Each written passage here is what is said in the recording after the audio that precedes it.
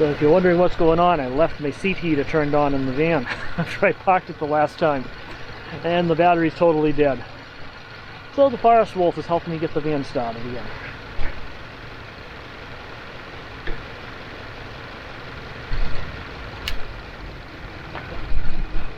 That worked. Now we got power. Now we got some power coming in. So we're going to find out how good the Subaru's alternator is, huh?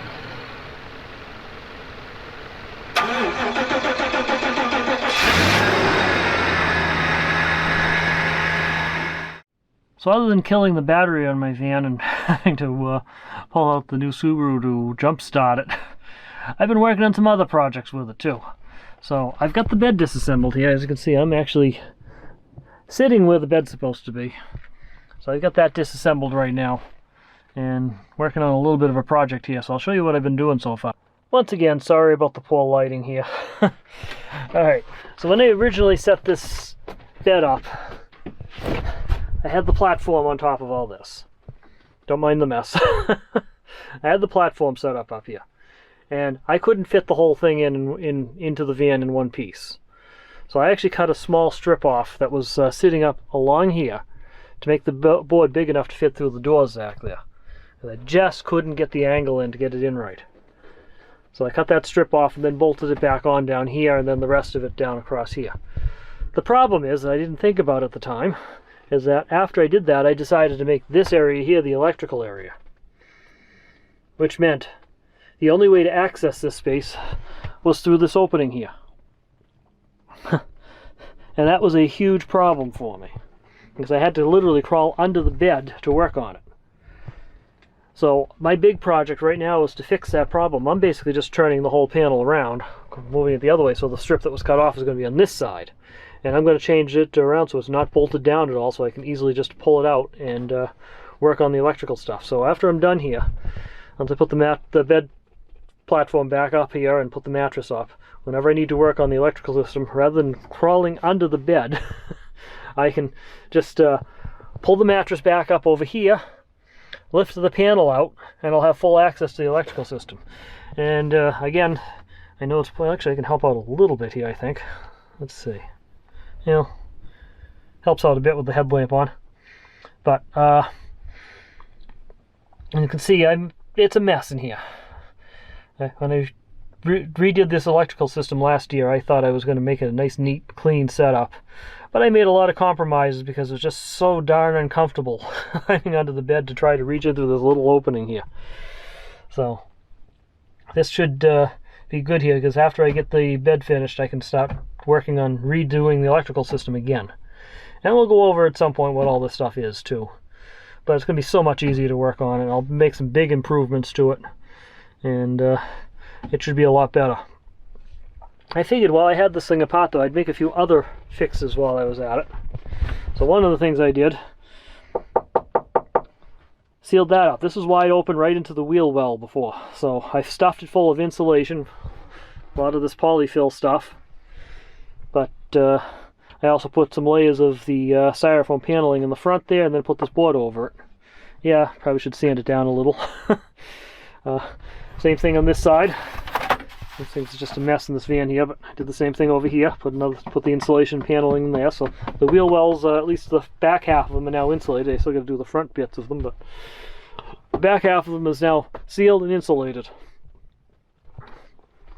I also put a back onto this area here. This is kind of just like a little hidden storage bay under the bed. So shut this headlamp off. Yeah. I'm flickering on the camera again. Hold on. There we go. That's a little bit better. I'm still seeing that flicker right here. I don't know what's causing that. It's definitely time for a new camera. So sorry about the artifacting. There's not much I can do about it at the moment. I can't afford a new camera right now. I spent over $2,000 on cat care in the last couple of months here, so I'm broke right now. Working with what I've got. But I added this backing to it.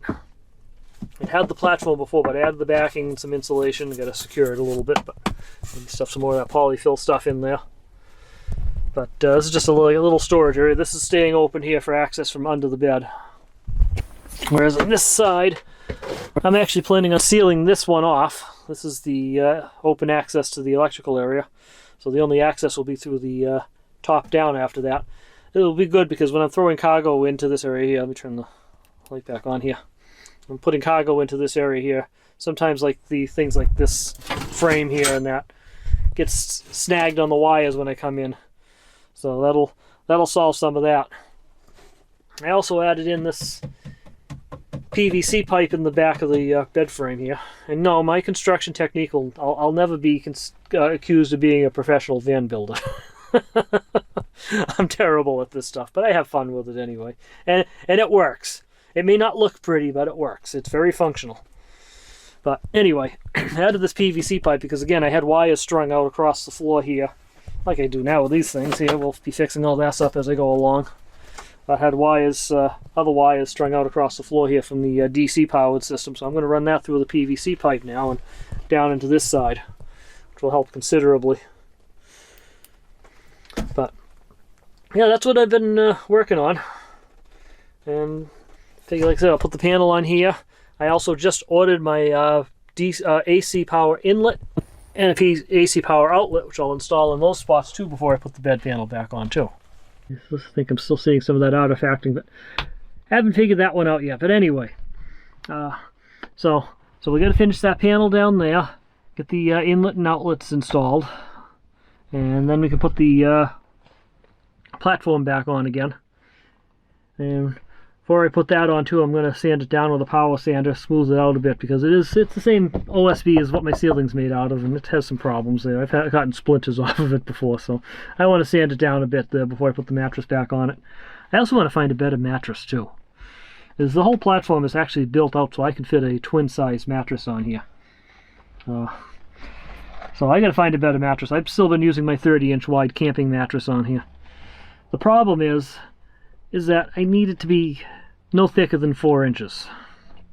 As anything thicker than that, I start bumping my head into the ceiling too much when I sit up. I mean, even now, I don't have a mattress, I don't even have the platform on here, I'm just sitting on the frame, and my head is still bumping on the ceiling. So we got to fix that. But can't do too much about the height of the ceiling, unfortunately. I can't afford to put a high top on this fan, so that's way out of the question. So that's not going to happen. But if I go any thicker than 4 inches, it just makes the space too small. So if you know of any good, really comfortable mattresses that are only 4 inches thick, let me know. Especially if it's reasonably priced. But I'd like to find a comfortable mattress. I mean, I'm pretty comfortable on the setup I use now, where I've got a 2-inch thick air pad and then a 2-inch thick piece of memory foam. That actually works out pretty well, except for the memory foam turns hot as rock in these colder nights like tonight. But in the summer months, it's plenty comfortable. So, I want that stuff to go back to my tent camping stuff. That's stuff that should be loaded up into my Subaru and taken with me when I want to do a tent camping adventure now. So I don't really want them in the back of the van anymore. So I got to work on that. I just haven't figured out what to get for a mattress. So if anybody has a suggestion for mattresses, do let me know. All right. I think that's enough for the moment. We'll check back in with you on the next phase of the project. Like I said, we're going to work on that panel, inlets and outlets. Those should be here Wednesday. It's Monday right now, Monday night. So we'll get there. We'll get there one way or the other. And if anybody has any ideas for a new camera, I really want that Action Pro, the Osmo Action 3. Is it the 3 that's out now? Yeah, I think the 3 is the current model. I want one of those pretty badly. Again, there's no money for it right now. But we'll do what we can. I'll be lucky just to be able to put enough gas in the tank to go on another adventure, but thankfully I've had some people have bought me some gallons of gas, which I really appreciate. Anyway, alright. We'll check back in with you on the next phase. Yeah, it's a mess in here, but we're making some progress. We got this all sealed and insulated. We got that panel on there now. We got access to the electrical area.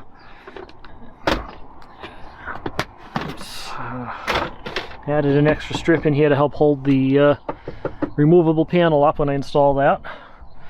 And we're working on some other upgrades too here.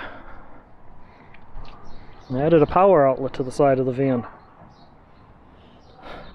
Figured, well, I've got access to this area, I'll do that too.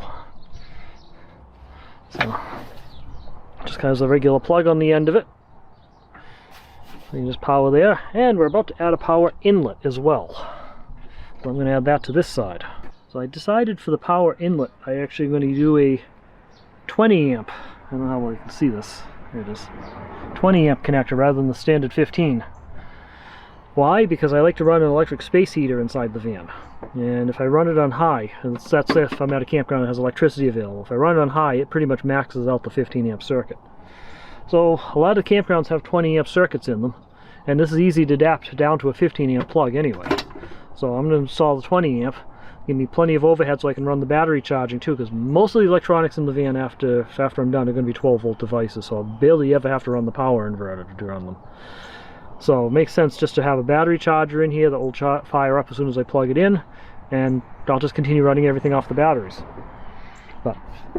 So we're going to install this. Remember, this is not a how-to channel. I'm showing how I do things, but it's not the best way to do it. I'm sure there's a better way. So don't follow my advice. I'm just showing myself doing what I'm doing. I put some masking tape on the outside of the van, help protect the side of the van while I'm drilling big holes through it. And I've marked off about where the power inlet's going to go, and I'm going to drill a small pilot hole from the inside so I know exactly where it's going from the other side.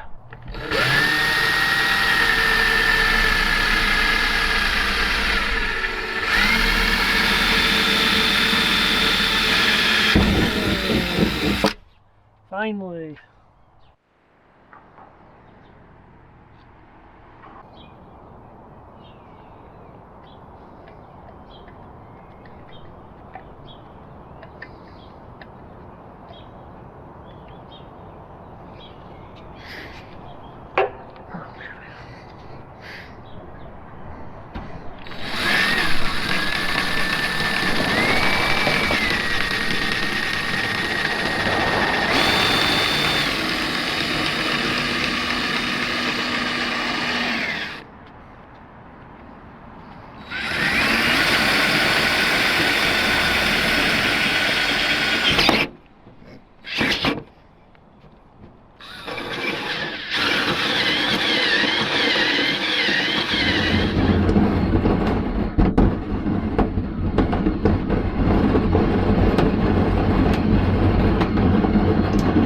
Unfortunately what happens when you use the wrong tool for the job. It's not a very clean cut.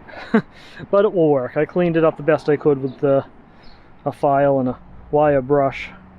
Made it look decent, but some sharp edges. But once I put the plug on, it's not going to be a problem.